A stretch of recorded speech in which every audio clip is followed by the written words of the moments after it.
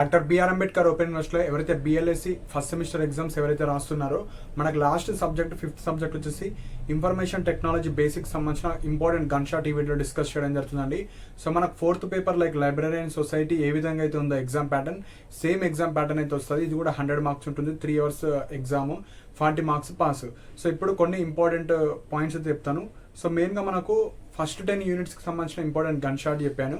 So ఎవరైతే 1 డేలో like ఈ రోజు ఎగ్జామ్ అవ్వగానే ఎవరైతే ప్రిపేర్ అవుదాం అనుకుంటున్నారో మీరు ఫస్ట్ 6 యూనిట్స్కి సంబంధించిన ఇంపార్టెంట్ గన్ షాట్ ఒక 6x4 అంటే మనకు 24 క్వశ్చన్స్ మీరు చదువుకొని వెళ్తే సెక్షన్ ఏ కంప్లీట్గా రాయొచ్చు, సెక్షన్ బి కంప్లీట్గా రాయొచ్చు, సెక్షన్ సి కూడా కంప్లీట్గా రాసుకోవచ్చు. కాబట్టి సో ఫస్ట్ 6 యూనిట్స్ మీరు బాగా ఫోకస్డ్ అవుతే సరిపోతుంది.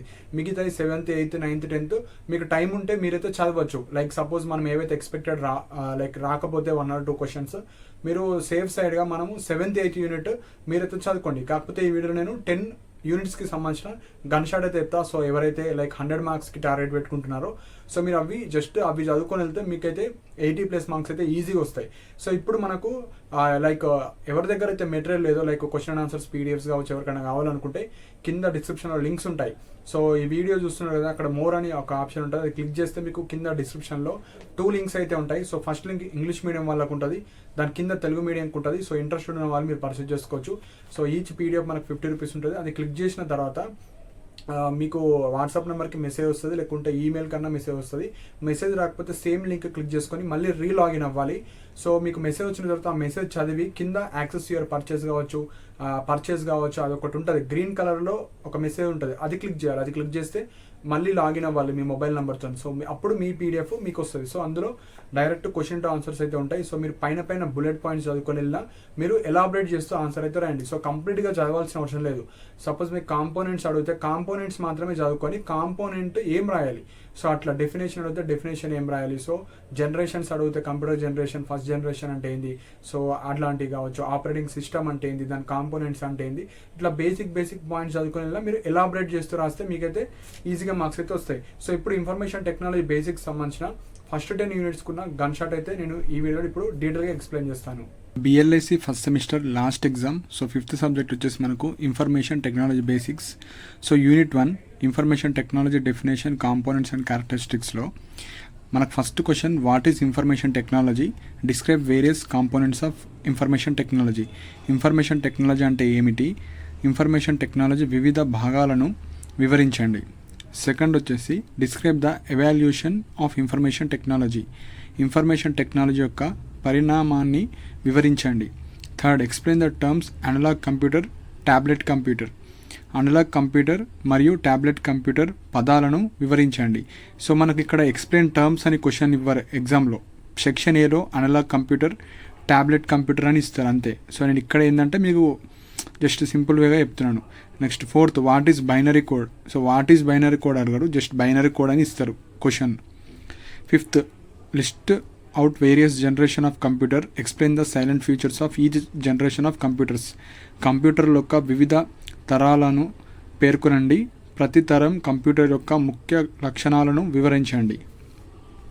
Unit 2 information technology hardware and సాఫ్ట్వేర్లో what is open operating system, describe it functions.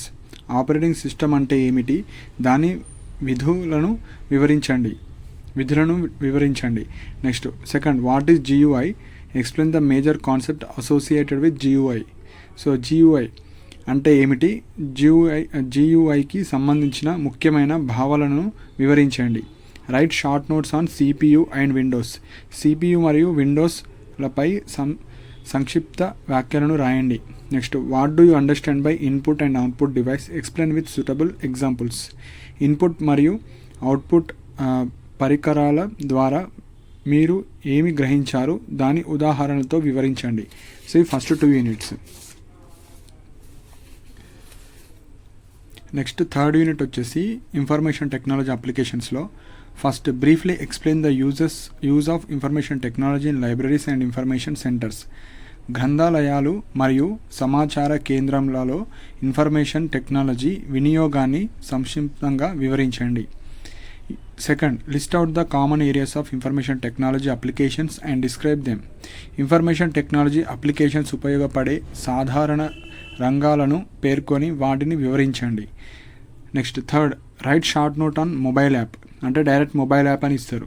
Explain terms integrated software pack and in house software development. Integrated software package మరియు ఇన్ఫర్మేషన్ సాఫ్ట్వేర్ పదాలను వివరించండి. Next unit 4, internet basics and applications. First, what is internet? Explain the internet applications in your daily life. What is email?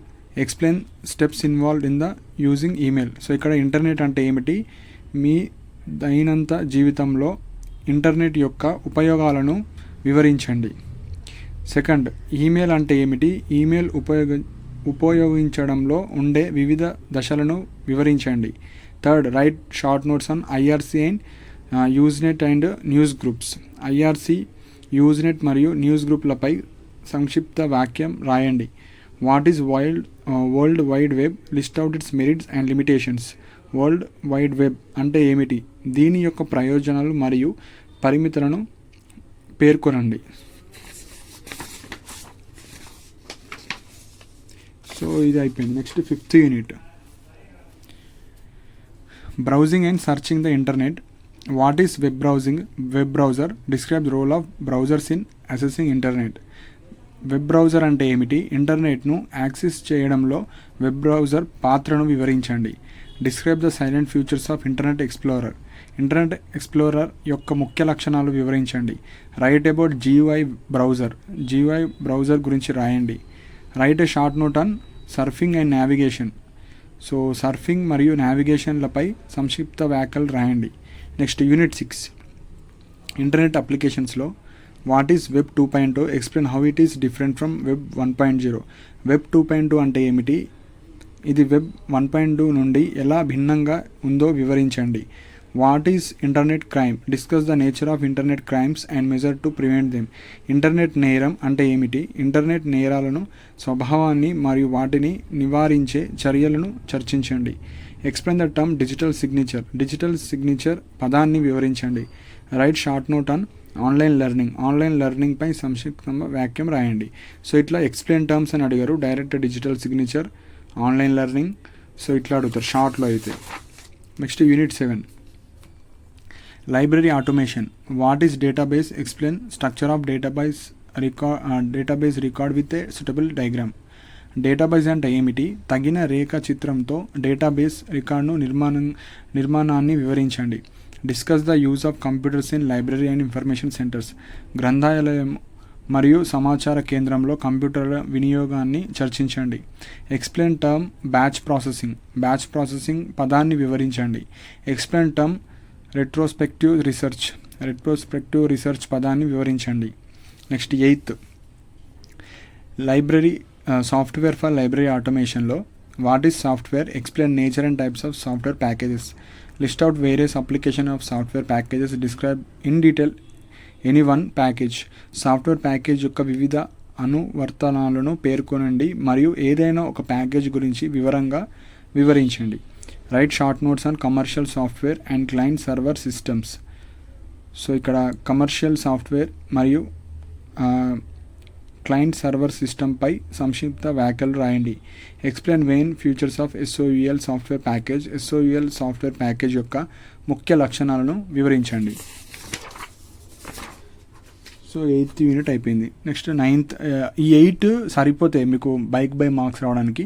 కాకపోతే 9th 10thలో రెండు క్వశ్చన్లే చెప్తున్నాను. అవి ఈ రెండు like ఈ 4లో 2 or 3 questions as it is వస్తాయి. సో మీరైతే ఇవి చదవడానికి ట్రై చేయండి. Unit 9, library networks. Describe the library network initiatives in India.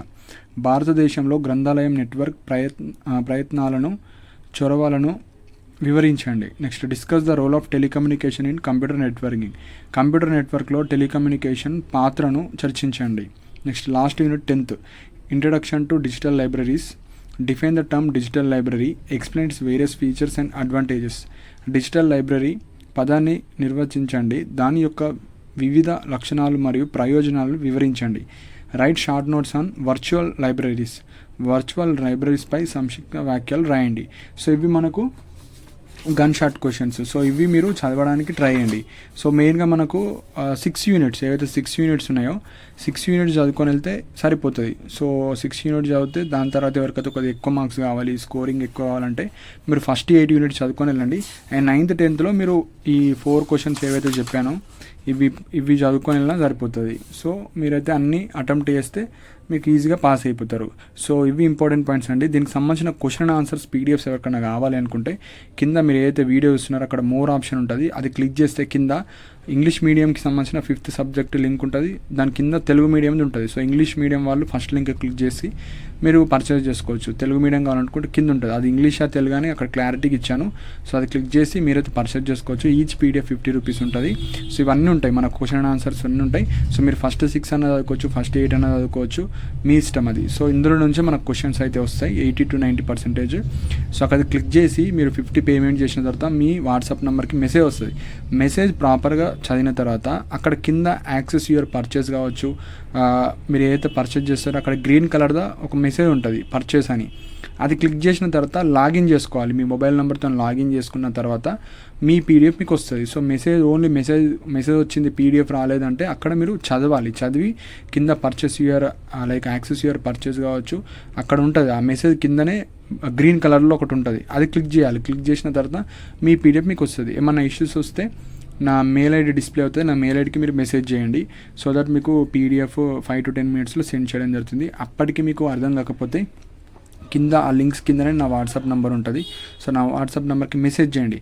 So hi కానీ ఇట్లా ఏం మెసేజ్ చేయకండి, direct BLIC 5th semester English medium question answer PDF కావాలి, సో తెలుగు మీడియం పీడిఎఫ్ కావాలి. సో ప్రాపర్గా మెసేజ్ చేయండి, హాయ్ అట్లా ఏం పెట్టకండి.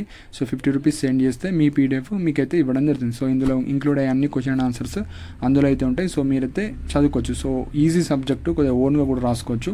సో ఏమన్నా పీడిఎఫ్ ఇష్యూస్ కావచ్చు, పీడిఎఫ్ రాకపోతే నా మెయిల్ ఐడి డిస్ప్లే అవుతుంది, నా మెయిల్ ఐడికి మీరు మెసేజ్ చేయండి. అండ్ వెబ్సైట్ ద్వారా మీరైతే పర్చేజ్ చేసుకోవడానికి ట్రై చేయండి. సో దట్ మీకు ఫాస్ట్గా రిప్లై అయితే వస్తుంది. సో ఇది తెలియని వాళ్ళు వాట్సాప్లో అయితే మీరు జస్ట్ మెసేజ్ చేయండి. కాల్స్ అయితే వేయకండి, కాల్స్ అయితే లిఫ్ట్ చేయను. జస్ట్ మెసేజ్ చేయండి like BLSC Telugu medium English medium 5th subject question answers PDF కావాలంటే మీకు 5 minutesలో మీకైతే సెండ్ చేయడం జరుగుతుంది. అండ్ ఈ డీటెయిల్ పీడిఎఫ్ కూడా ఈ క్వశ్చన్కి సంబంధించింది సో టెలిగ్రామ్ ఛానల్లో పోస్ట్ చేస్తాను. సో మీ ఎగ్జామ్ అవ్వగానే మీరు ఒక 5 hours దీని మీద కూర్చుంటే ఈజీగా పాస్ అయిపోతారు. ఈజీ సబ్జెక్ట్ కాబట్టి మంచి మార్క్స్ అయితే వస్తాయి. సో ఇవి ఇంపార్టెంట్ పాయింట్స్. సో మీకు ఏమైనా డౌట్స్ ఉంటే మీరు కింద కమెంట్ సెక్షన్లో మెన్షన్ చేయండి. అండ్ ఇలాంటి అప్డేట్స్ కోసం మన ఛానల్ని సబ్స్క్రైబ్ చేసుకోండి. And thank you for watching my video.